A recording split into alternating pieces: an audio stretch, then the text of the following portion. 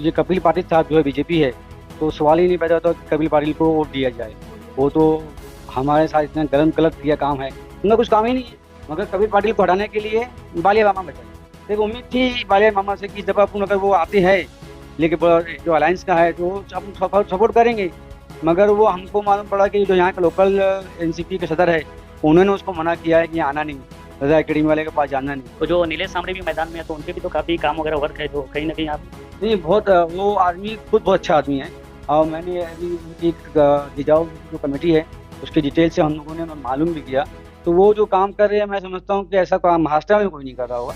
उस सामने बहुत अच्छा आदमी है। हमने कोशिश की थी कि सामने साहब को मिले और उनका आगे क्या व्यू है, मुसलमानों के लिए क्या है, भिवंडी सिटी में क्या है, वो आदमी बताता तो रजा अकेडमी अपने साथियों के साथ उस पर गौर करती।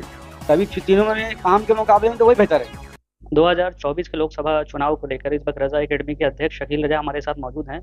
जिस तरीके से देश बचाओ बनाम चुनाव चल रहा है उसको लेकर हम जानने की कोशिश करेंगे कि रजा एकेडमी और पूरी इनकी टीम किसको सपोर्ट करोगी या किसका साथ देगी। स्वागत है आपका। अस्सलाम वालेकुम। इलेक्शन का हम लोग को जो है बहुत गौर से ज़्यादा ले रहे हैं और सोच रहे हैं कि भाई हमारे जितने मुसलमान हैं उनके वोट ज़ाय ना हो। अभी कितने उलमा बड़े बड़े जेल में हैं, तो किसी ऐसे आदमी को लाया जाए जैसे कि इसका सीधा ताल्लुक दिल्ली से होता है, तो किसी ऐसे आदमी को लाया जाए कि जो जेल में है उनको बाहर निकाल सके। और दूसरी बात यह है कि जैसे बालिया मामा है, ये तो अभी तक हमसे मिलने भी नहीं आए। तो इलेक्शन से पहले उनका ये हाल है तो बाद में क्या हाल होगा। तो ये सब सोच के और हमारे कुछ उलमाए कराम हैं, इनकी हम कल एक मीटिंग ले रहे हैं और उस मीटिंग में जो भी फाइनल होगा उसका ऐलान अपन कर देंगे। जिस तरीके से उम्मीदवार के रूप में तीन लोग हैं, कपिल पाटिल है, बालिया मामा है और अपना ये नीलेश सामरे है, तो खास करके आप बालिया मामा को ही टारगेट क्यों बना रहे हैं कि बालिया मामा आपसे मिलने नहीं आए, वजह इसकी। असल में ये कपिल पाटिल साहब जो है बीजेपी है, तो सवाल ही नहीं पैदा होता कि कपिल पाटिल को वोट दिया जाए। वो तो हमारे साथ इतना गलत किया काम है, उनका कुछ काम ही नहीं हो रहा है। अब एक उम्मीद थी नीलेश सामरे साहब से, मगर वो मैदान में सिर्फ भीड़ है और वो लग नहीं रहा कि वो जीतेंगे। इसलिए कि वो उनके मामला और उनके इतराफ में जो अफराद है वो इतने 7 पर्दों के अंदर बंद बंद के हैं। वो इन 7 8 आदमी मिलके मिलने के बाद वो सामने के पास तुम जा पाओगे, आज तो वो दिखे भी नहीं आ पाओगे। अब एक उम्मीद थी बालिया मामा से, तो बालिया मामा को एनसीपी से टिकट दे दिए गए। अब भिवंडी में 2006 के बाद से एनसीपी का बाइकआउट चल ही रहा है। आप देखे होंगे कि भिवंडी में एक कारपोरेटर भी नहीं है। जो उस वक्त ऐलान हुआ था ईंट के बदले गोली, तो मुसलमान खुद से बाइकआउट कर रहे थे। तो एक उम्मीद थी बालिया मामा से कि जब अपन अगर वो आते हैं लेकिन जो अलायंस का है तो अपन सपोर्ट करेंगे। मगर वो हमको मालूम पड़ा कि जो यहाँ के लोकल एनसीपी के सदर है, उन्होंने उसको मना किया है कि आना नहीं, रजा अकेडमी वाले के पास जाना नहीं। अब वो यहाँ इसके अंदर कुछ ऐसा हो गया है, 10 15 लोगों को बुला लिए और मीटिंग हो गई और ऐलान कर दिया कि भिवंडी के उलमा कराम का यह फैसला है। भिवंडी के उलमा कराम उतने ही है क्या? अक्सरियत अक्सरियत तो तुम मिल भी नहीं रहे हो। ऐलान कर रहे हो कि उलमा कराम ने ऐलान कर दिया, तो कोई ऐलान ऐलान के नहीं किए हैं। अभी 2 दिन हम सोचेंगे, फिर इंशाल्लाह आप सबकी दावत रखेंगे और उसमें शान से ऐलान करेंगे। अच्छा, खास करके आप बालिया मामा से मिलना क्यों चाहते हैं, खास वजह इसे। मुझसे उनसे उम्मीद थी, जबकि अभी कपिल पाटिल के सामने उनका चेहरा अच्छा था, यानी उनका काम उसके लेवल के कपिल पाटिल को हराना है। तो एक उम्मीद थी कि वाले मामा ये काम कर सकते हैं। तो बालिया मामा मतलब अब तक कितने काम किए हैं आपके ख्याल से। मुझको तो मैं जानता भी नहीं हूँ उनको, मैं जानता भी नहीं हूँ।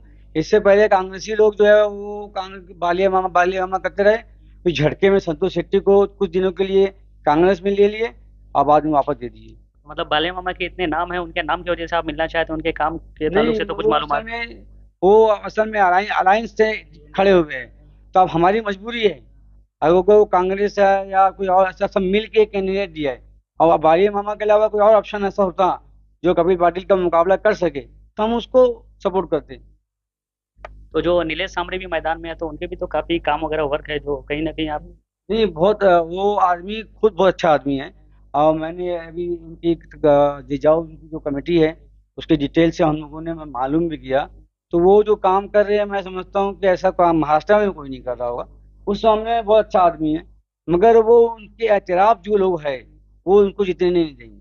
तो जब नीलेश सामरे इतने अच्छे आदमी है तो आप उनसे मिलने की कोशिश करते हैं या उनसे मिलने की उम्मीद हाँ, रखते हैं। हाँ, 3 4 दफा मैंने खुद से कोशिश की, मगर हर दफा अलग आदमी आता है और अलग बात करके चला जाता है। फिर लोग दोबारा दोबारा पलट के तुम्हारा फोन नहीं उठाते। हमने कोशिश की थी कि सामने साहब को मिले और उनका आगे क्या व्यू है, मुसलमानों के लिए क्या है, भिवंडी सिटी में क्या है, वो आदमी बताता तो रजा एकेडमी अपने साथियों के साथ उस पर गौर करती। सभी फिर तीनों में काम के मुकाबले में तो वही बेहतर है, मगर कबीर पाटिल को हटाने के लिए बालिया रामा बेहतर है। कहीं ना कहीं देखा जाए मुस्लिमों को लेकर तो कहीं ना कहीं देखा जाए अपना मजलिस इत्तेहादुल मुस्लिमीन के भी उम्मीदवार अकरम खान खड़े हैं मैदान में, तो कहीं ना कहीं देखा जाए उसके भी तो आप लोग कहीं ना कहीं सपोर्ट या साथ दे सकते हैं, तो उनको बहिष्कार करने की वजह क्या है? देखिए, अगर बालिया मामा का अपन सपोर्ट नहीं करते तो भले हार जाए कि जीत जाए, हमको शरण मुसलमान है अपन लोग।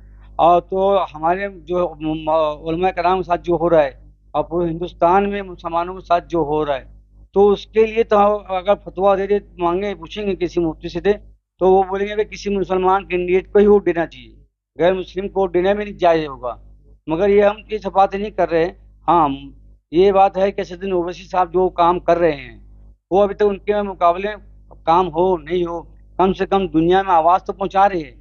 तो ये अगर कुछ नहीं होगा तो मेरे लिए बेहतर है कि एमआईएम जो है मुसलमान कैंडिडेट है और अपने लोगों को दिल से करीब है। अब मुसलमानों का दुख मुसलमान ही समझेगा। तो अभी सोचेंगे कबालिया मामा, एमआईएम या फिर वो सामड़े, इन तीन में से किसके साथ जाने का है अपने को।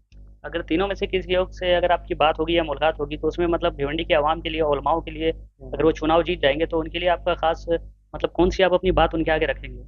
मैं तो देखो, काउंसलर हो या एमएलए हो या एमपी हो, मैं उनसे सबसे पहले मांग ये रखता हूँ कि आप आसानी से हमको मिल जाओ।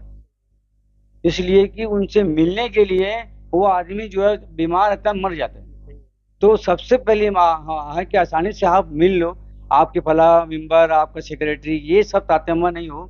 चुपचाप आप आवाम के नुमाइंदे हो, आपको अल्लाह ने वो इज्जत दी है।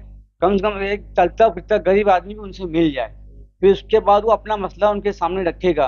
अब वो उनके बस में है करना नहीं करना, वो जाने। मिल तो लेगा आदमी, सुन तो लेगा, बोल तो लेगा। चलिए, बहुत बहुत शुक्रिया। ये रजा एकेडमी के अध्यक्ष थे शकील रजा, जो कहीं ना कहीं बाले मामा से मतलब मिलने की उम्मीद